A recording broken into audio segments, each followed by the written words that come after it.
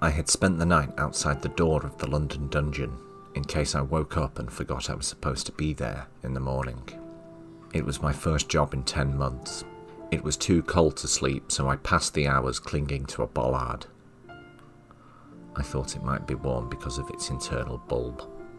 An early morning rollerblader had just piled into my back because all the bollard's light was going up my coat. I crawled to where she lay twitching and stuffed my hands up her shirt.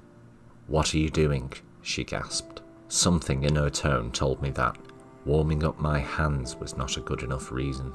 "Looking for biscuits," I said. I did warm up slightly as she kicked me around the dawn.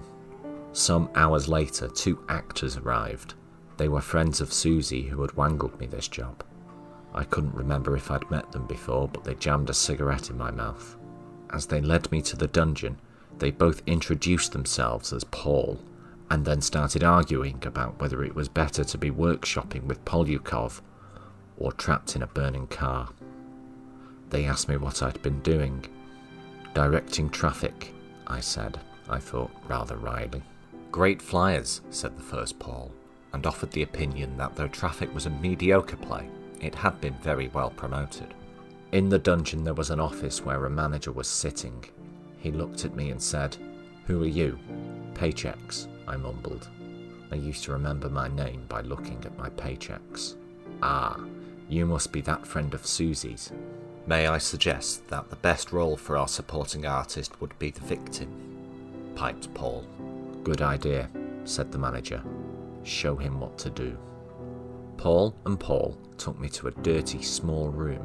They told me to strip, and gave me a damp, blood-stained loincloth, as they changed into their leathery outfits and limbered up, cracking their knuckles and swinging their arms around.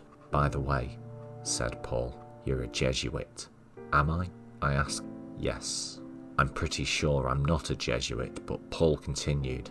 "You're called Anthony, and you were tortured to death in 1563 for being a Jesuit and beating the Queen's champion at real tennis." "Is this a game?" I said. In a dark, stone-walled room, they told me to lie on a large wooden table. They bound my hands and feet with ropes that ran on capstans at either end. I felt reasonably comfortable and considered a doze, but then a large group of people trooped in and the poles suddenly turned nasty. They snarled and cursed and started cranking the ropes and shouting at me for being a Catholic and plotting treason against the crown. I had no idea I'd done any of these things. "Confess, you Romish pumpkin." They seemed very angry. "It was cold," I stammered, but up her shirt it was warm. Some of the visitors laughed. Paul shouted, "See how the Corribund does most gibberously protest," and applied a pair of Elizabethan pliers to my groin. "Name your co-conspirators, divoshed papal wart." At the end of the first session, there was a ripple of applause, and the Pauls went for a smoke. "Why did you shout at me?" I said. "Trying to upstage people is not clever," said one. "Luckily it wasn't at all amusing, and I contained you," said the other. "Can I get off now?" I wondered, but they were too busy shaking their heads and tutting the word "Burkoff." When they came back, a larger crowd had gathered. The screaming and cranking started again, and I began to feel faint. They threatened to cut open my belly, unwind my entrails, and stuff them in my face unless I purged my filthy soul.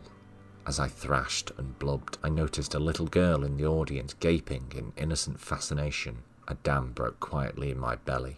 Suddenly, words were flying from my mouth. "Stop the pain, I'll tell you everything," I shouted, remembering the time I had taken a Polaroid of my cock and put it in the math teacher's briefcase, causing him to be fired and then severely mauled while on remand in Brixton Prison. I confessed again that I had wandered into a child's park under the influence of Prozac and had beat up an ostrich while several toddlers looked on and cried. "Please forgive me, for I know not what I do." I heard myself splutter before describing how I had once broken into a farm and tarred and feathered a pig. The Pauls stopped. The audience stared. I begged the little girl to kill me. She left with her mother shortly afterwards. The other people went away. The manager wasn't pleased. He sent me off with a note for Susie pinned on my jacket. "Don't ever send me rubbish like this again," it said. As I left the building, I looked at the river. The Pauls told me I was the worst disaster since Stephen Fry.